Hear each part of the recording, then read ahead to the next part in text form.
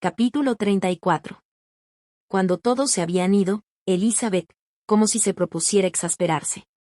Más aún contra Darcy, se dedicó a repasar todas las cartas que había recibido de Jane desde que se hallaba en Kent. No contenían lamentaciones ni nada que denotase que se acordaba de lo pasado ni que indicase que sufría por ello, pero en conjunto y casi en cada línea faltaba la alegría que solía caracterizar el estilo de Jane, alegría que, como era natural en un carácter tan tranquilo y afectuoso, casi nunca se había eclipsado. Elizabeth se fijaba en todas las frases reveladoras de desasosiego, con una atención que no había puesto en la primera lectura. El vergonzoso alarde de Darcy por el daño que había causado le hacía sentir más vivamente el sufrimiento de su hermana. Le consolaba aún poco pensar que dentro de 2 días estaría de nuevo al lado de Jane y podría contribuir a que recobrase el ánimo con los cuidados que solo el cariño puede dar. No podía pensar en la marcha de Darcy sin recordar que su primo se iba con él, pero el coronel Fitzwilliam le había dado a entender con claridad que no podía pensar en ella. Mientras estaba meditando todo esto, la sorprendió la campanilla de la puerta, y abrigó la esperanza de que fuese el mismo coronel Fitzwilliam que ya una vez las había visitado por la tarde y a lo mejor iba a preguntarle cómo se encontraba. Pero pronto desechó esa idea y siguió pensando en sus cosas. Cuando, con total sobresalto, vio que Darcy entraba en el salón. Inmediatamente empezó a preguntarle, muy acelerado, por su salud, atribuyendo la visita a su deseo de saber que se encontraba mejor. Ella le contestó cortés pero fríamente. Elizabeth estaba asombrada pero no dijo ni una palabra. Después de un silencio de varios minutos se acercó a ella y muy agitado declaró: he luchado en vano. Ya no puedo más. Soy incapaz de contener mis sentimientos. Permítame que le diga que la admiro y la amo apasionadamente. El estupor de Elizabeth fue inexpresable. Enrojeció, se quedó mirándole fijamente, indecisa y muda. Él lo interpretó como un signo favorable y siguió manifestándole todo lo que sentía por ella desde hacía tiempo. Se explicaba bien, pero no solo de su amor tenía que hablar, y no fue más elocuente en el tema de la ternura que en el del orgullo. La inferioridad de Elizabeth, la degradación que significaba para él, los obstáculos de familia que el buen juicio le había hecho anteponer siempre a la estimación. Hablaba de estas cosas con un ardor que reflejaba todo lo que le herían, pero todo ello no era lo más indicado para apoyar su demanda. A pesar de toda la antipatía tan profundamente arraigada que le tenía, Elizabeth no pudo permanecer insensible a las manifestaciones de afecto de un hombre como Darcy, y aunque su opinión no varió en lo más mínimo, se entristeció al principio por la decepción que iba a llevarse. Pero el lenguaje que éste empleó luego fue tan insultante que toda la compasión se convirtió en ira. Sin embargo, trató de contestarle con calma cuando acabó de hablar. Concluyó asegurándole la firmeza de su amor que, a pesar de todos sus esfuerzos, no había podido vencer, y esperando que sería recompensado con la aceptación de su mano.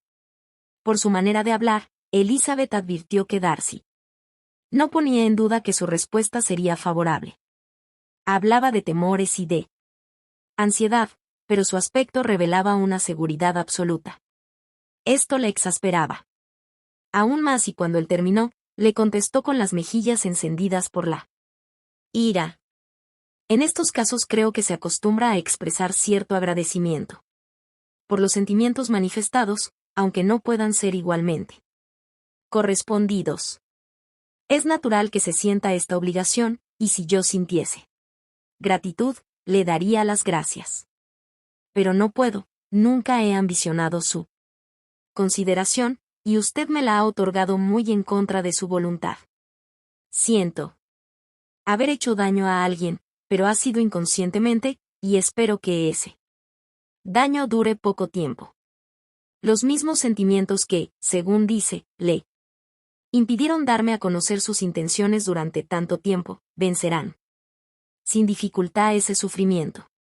Darcy, que estaba apoyado en la repisa de la chimenea con los ojos clavados en el rostro de Elizabeth, parecía recibir sus palabras con tanto resentimiento como sorpresa.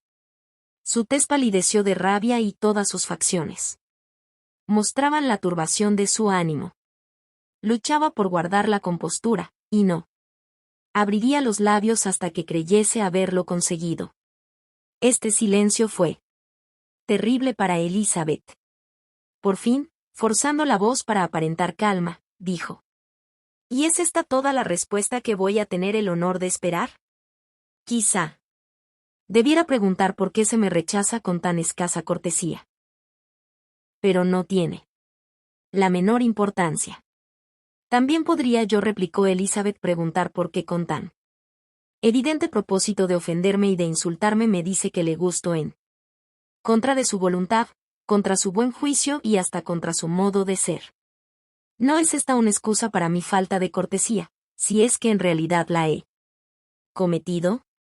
Pero, además, he recibido otras provocaciones, lo sabe usted muy bien. Aunque mis sentimientos no hubiesen sido contrarios a los suyos. Aunque hubiesen sido indiferentes o incluso favorables, ¿cree usted que habría algo que pudiese tentarme a aceptar al hombre que ha sido el culpable de arruinar, tal vez para siempre, la felicidad de una hermana muy querida? Al oír estas palabras, Darcy mudó de color, pero la conmoción fue pasajera. Y siguió escuchando sin intención de interrumpirla. Yo tengo todas las razones del mundo para tener un mal concepto de usted, continuó Elizabeth. No hay nada que pueda excusar su injusto y ruin proceder. No se atreverá usted a negar que fue el principal, sino el único culpable de la separación del señor Bingley y mi hermana, exponiendo al uno a las censuras de la gente por caprichoso y voluble, y al otro a la burla por sus fallidas esperanzas, sumiéndolos a los dos en la mayor desventura. Hizo una pausa y vio, indignada, que Darcy le estaba escuchando con un aire que indicaba no hallarse en absoluto conmovido por ningún tipo de remordimiento. Incluso la miraba con una sonrisa de petulante incredulidad. ¿Puede negar que ha hecho esto?, repitió ella, fingiendo estar sereno. Darcy contestó: no he de negar que hice todo lo que estuvo en mi mano para separar a mi amigo de su hermana, ni que me alegro del resultado. He sido más amable con él que conmigo mismo.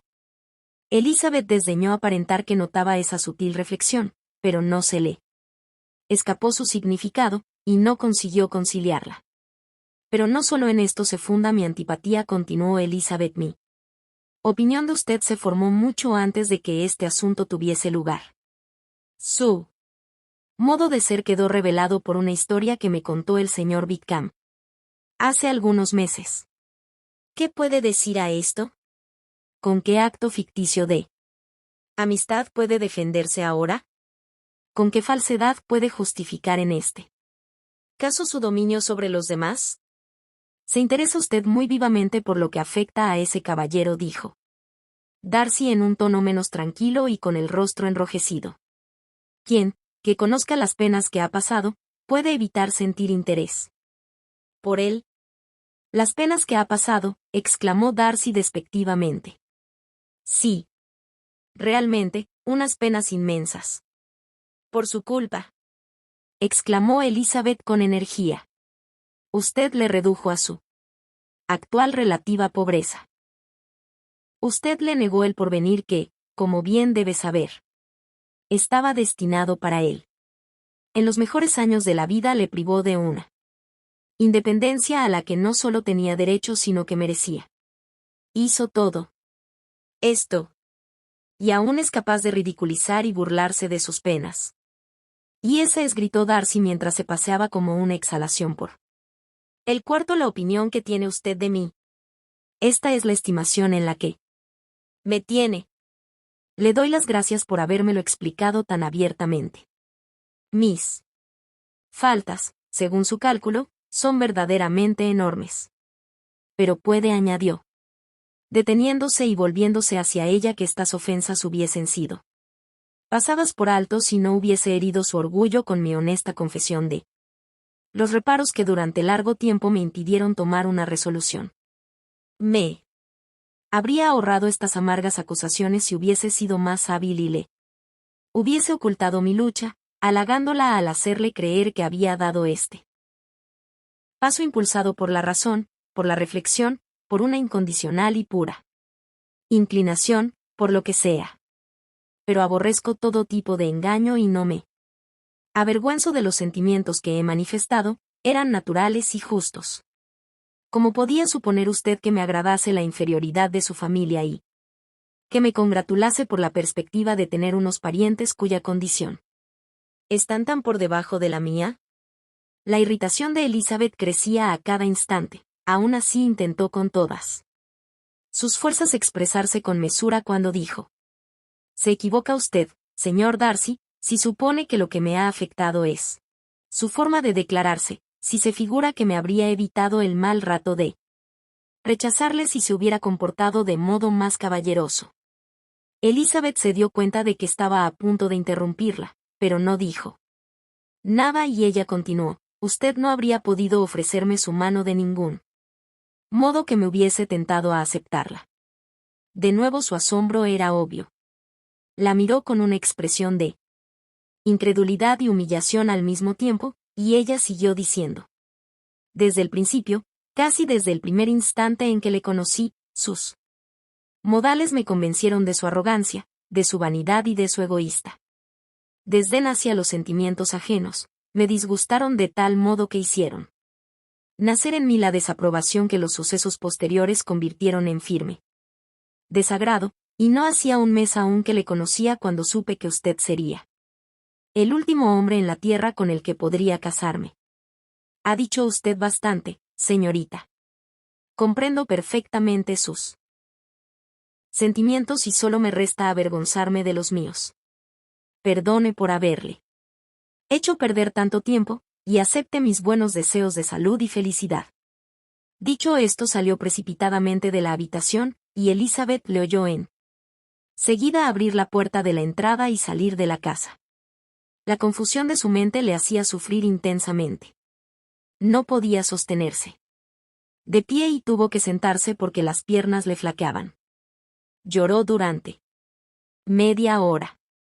Su asombro al recordar lo ocurrido crecía cada vez más. Haber recibido una proposición de matrimonio de Darcy, que había estado enamorado de ella durante tantos meses, y tan enamorado que quería casarse a pesar de todas las objeciones que le habían inducido a impedir que su amigo se casara con Jane, y que debieron pasar con igual fuerza en su propio caso, resultaba increíble. Le era grato haber inspirado un afecto tan vehemente.